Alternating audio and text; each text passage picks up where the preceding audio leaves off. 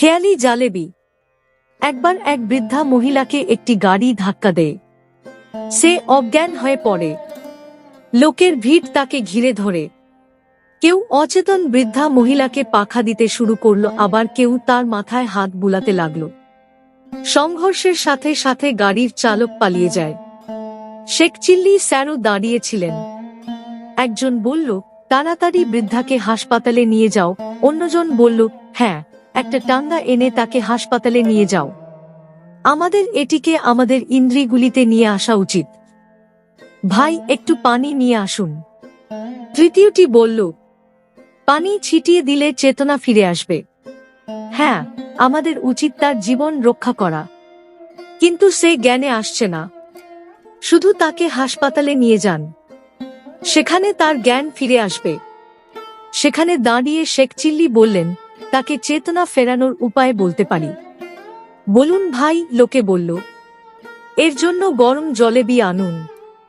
তাকে জলেবিসের গন্ধ নিতে দিন এবং তারপরে মুখে দিন। এতে জলেবিস অনেক উপকারে আসবে। শেখ চিল্লি জানান। শেখ মরিচের কথা বৃদ্ধার কানে পৌঁছল। সে অজ্ঞান হওয়ার ভান করে সেখানেই শুয়েছিল।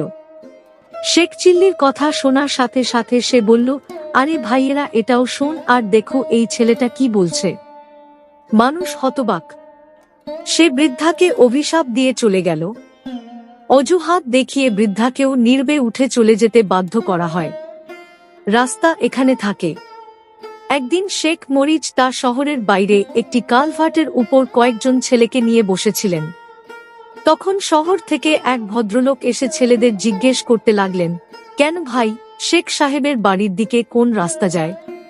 সবাই শেখ মরিচের বাবাকে শেখ সাহেব বলে ডাকত। ওই গ্রামে অনেক শেখ থাকলেও শেখ সাহেবকে শুধু মরিচের আব্বাজান বলা হতো। ওই ব্যক্তি শুধু তার সম্পর্কেই জিজ্ঞাসা করছিল। তিনি শেখ সাহেবের বাড়িতে যেতে চেয়েছিলেন, কিন্তু তিনি জিজ্ঞেস করেছিলেন কোন রাস্তাটা শেখ সাহেবের বাড়ির দিকে যায়। শেখ চিল্লি একটা কৌতুক ভাবল। তিনি বললেন, আপনি কি জিজ্ঞেস করছেন শেখ সাহেবের বাড়ি কোন রাস্তা দিয়ে যায়? হ্যাঁ হ্যাঁ, অবশ্যই, লোকটি উত্তর দিয়েছে।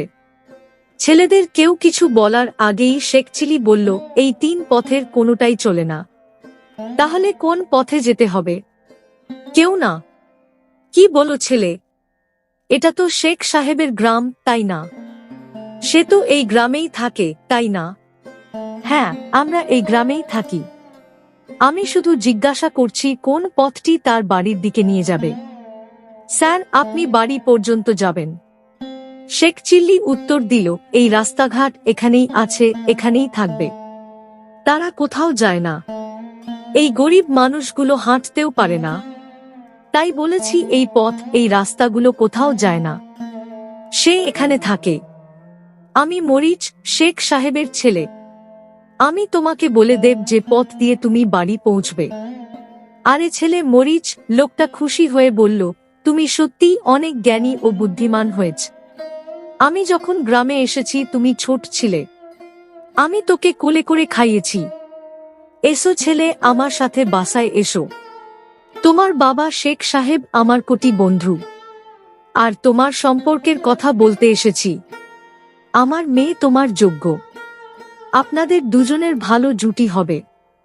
এখন তোমাদের দুজনের বাগদানের পর আমি চলে যাব। শেখ মরিচ সেই ভদ্রলোকের সাথে যোগ দিয়ে তাকে তার বাড়িতে নিয়ে গেল। পরে ওই ভদ্রলোক শেখ মরিচের শ্বশুর হন।